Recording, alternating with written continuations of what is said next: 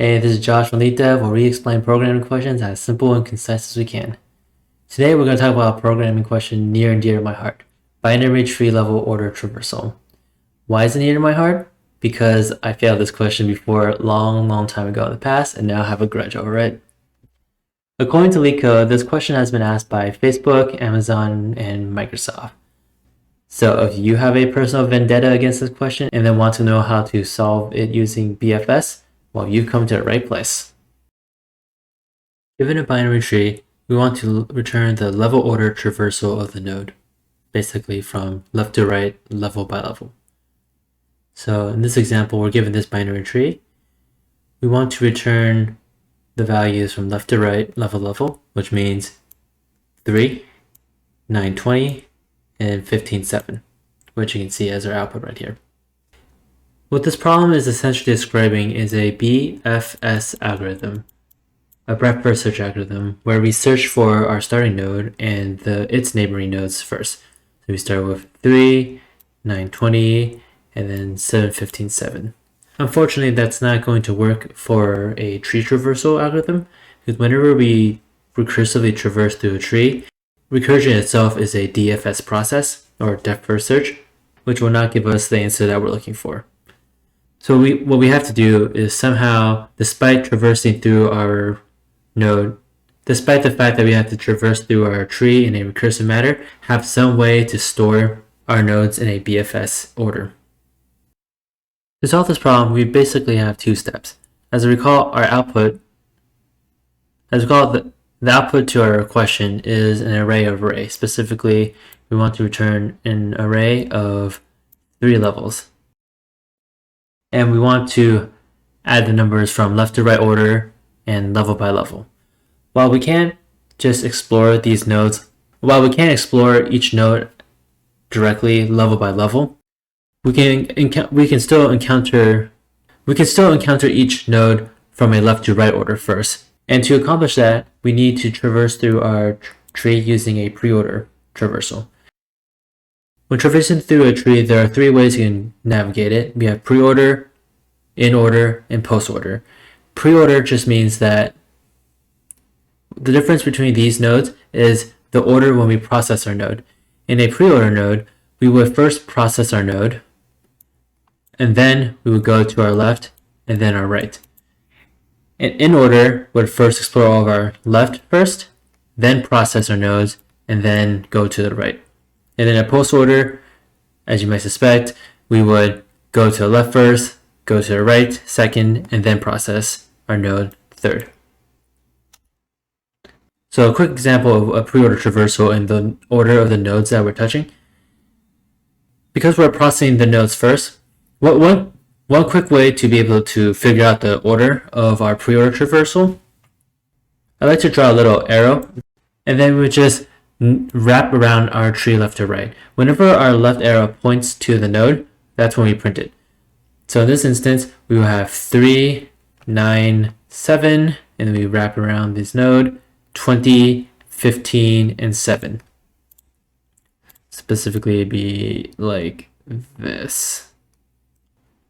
If you notice one thing about how we process these nodes, it's that at each level, is that while we may not be processing them at the correct level by level order, we are processing them by a left to right order. We hit our 9 before we traverse our 20, we hit our 7 before we traverse our 15, and so on and so forth.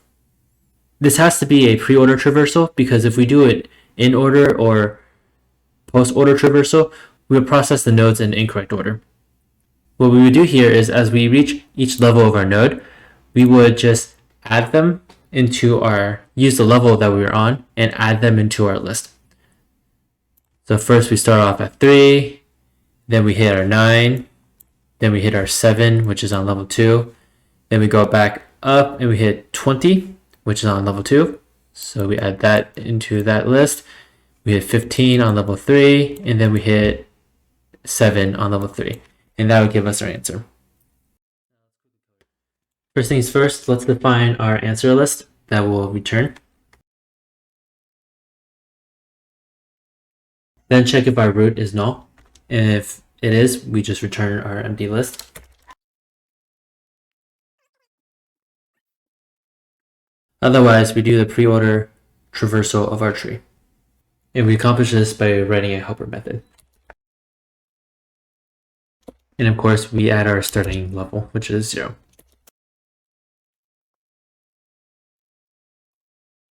So let's define our helper method.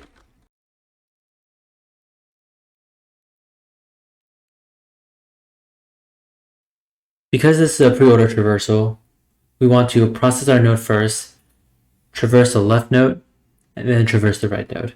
However, one extra step is to make sure that if our level exceeds the size of our array, then we've encountered this level for the first time and we should add a new list into our answer.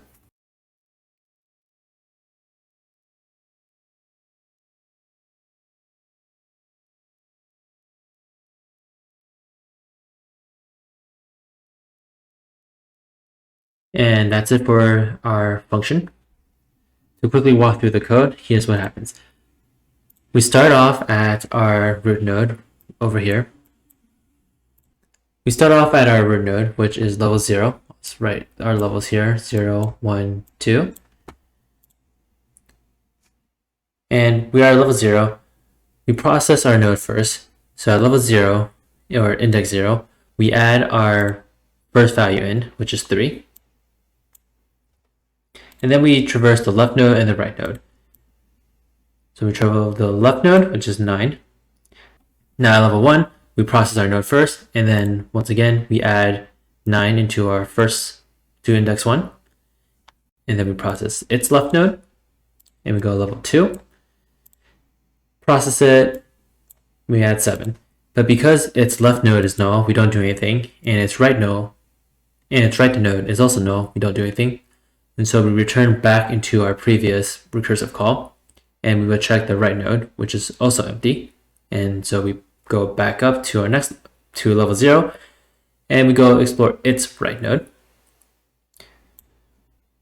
At 20, the first thing we do is at level 1, we add it into our list, and then we travel its left node at level 2, process it, and add it into our node. We see that both its child is null, so we go back up and then explore its right child, add it into our list, which gives us 7, see both nodes are empty, and so we go back up, and then we return our answer. And that's how we would solve this problem recursively. And to prove it, let's just do a quick submit. I spelled helper wrong. All right, here we go. Let's give this a shot again. And there we go. This is how we would solve this problem recursively. Now let's talk about how we would solve it iteratively. To solve this problem iteratively, we need to rely a bit on graph theory. Technically, trees are graphs, directional graphs, where we only have one node point to the other nodes. And how do we do a breadth first search on a graph? We use a queue. The idea of the strategy is that we would put our starting node in our queue, so 3. We would process the node, and then we would put its children inside of the queue. So 9 and 20, process 3. And because of the property of a queue versus a stack, the first element we put in will be the first element that we process. So then we will pop our 9 out, and then we'll put its childs inside the queue, which will give us 7. And then we would process 20 next, and then we'll put its children into the queue, and then which would give us 15 and 7. Now, if you notice the order of the nodes that we're traversing already, the first thing we touched was 3. Then we worked on level 2, which was 9 and 20. And then the next 3 elements in our queue that we're going to process will be on level 3, which is 7, 15, and, well, there are 7. Great choice in numbers, but it's fine. So like before, let's define our starting variables.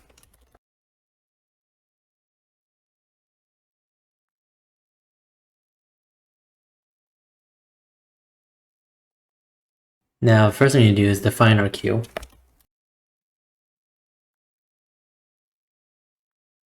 The first thing we always do with queue is that we add our starting node into it, and then we'll start the processing. And of course, we're going to start at level 0. So reiterate, I'll just add the levels on our whiteboard. Now, the idea for this algorithm in all breadth first search algorithm is that we will continue iterating through our list until it is empty. We'll be processing our queue level by level. I'll show you how. We will need to first define the array for each level that we're going to be adding the nodes into. So one problem with our algorithm is that if we were to just add everything into our queue, we would get the correct breadth first search traversal order. However, the problem asks us to return a list of lists that has the orders printed level by level. There are many ways we can figure out how to keep track of the level that we are on. However, a neat trick I saw is that we can start with the size of our queue, which we know is guaranteed to be nodes that we want to process for that specific level. And then we'll just process up until that length and add all of its children into our queue. So we'll do that. So the first thing we want to do is we want to define how many nodes from our queue that we need to add out, which is just the size of the queue.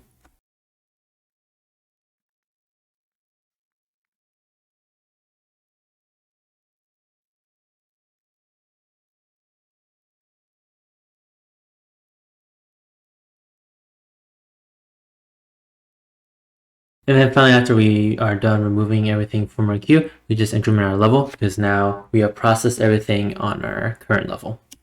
And we need to process the next one. And then finally, after we finish doing all of that, we just return an answer. So quickly walk through what happened in our code. We first start off at level 0, and we add our first node, 3, into our queue. We have 3. So at level 0, our size is 1. Size is 1. And we would just first, and then in our for loop, we would remove the value in our queue and then add that into our answer list, which I wish I defined earlier. We put 3 into our answer list, and then we put its children, which is 9 and 20, into our queue. And then we hit the end of our current size. So we increment our level to be 1. Now, because our queue is not empty, we continue our algorithm. We set our new size to be 2, because that's the size of our queue. And so we pop out the next 2 elements in our queue. First, remove 9. We add 9 into level 1. And then we put its children into the queue, which is just 7. And then we pop out our second element in our queue, which is 20. Add that into our level 1 array. And then we add its children into our queue. Now at this point, we've traversed through all of our level 1 items. So we exit our for loop and we increment our level, which would be now 2. And once again, because our queue is still not empty, we need to traverse it one more time. Our size now is 3, because we have 3 elements in our queue. And we just do the exact same thing. We pop out 7, we put 7 in our list, and then put its children into the queue, which in this instance is none. In fact, all of them is none, so there's nothing else left to add in. Next, we process 15, which add into our answer, nothing in the queue, and then finally 7, which is the exact same thing. And then finally, we increment our level one more time to be 3. However, at this point, we hit our while loop again, and we see that our queue is empty, so we processed everything, and now we can just return our answer list, and that will give us the answer to this question. I don't know why I put node, but it should be a node.bow to get the actual value. And there we go. That's how we solve this problem iteratively. If you found this video helpful, consider hitting the like button and maybe even subscribing to get daily updates. Otherwise, like always, I'll see you in the next video and have a wonderful day.